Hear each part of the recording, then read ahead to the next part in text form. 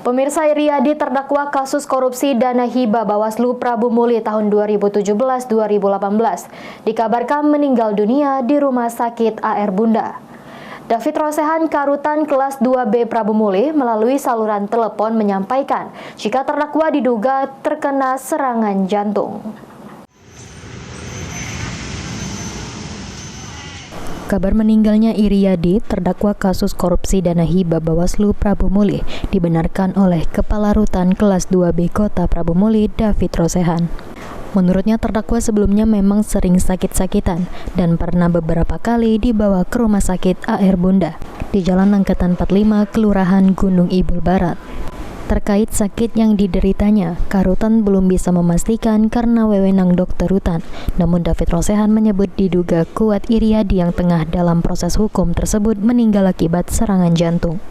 Tepat hari ini, Jumat 28 Juli 2023, terdakwa yang stroke sempat mengalami kondisi kritis dan dibawa ke rumah sakit.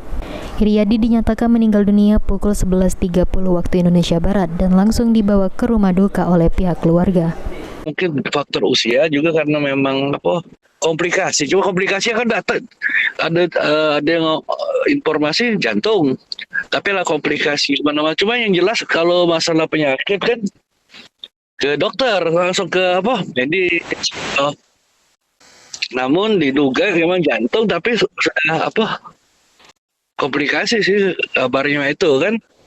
Bukan sering sih, beberapa kali rawat inap.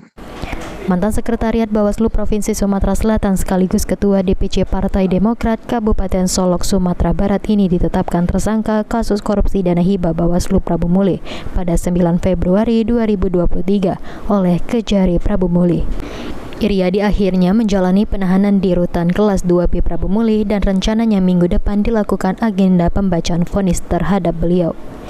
Beni Firdaus, PAL TV.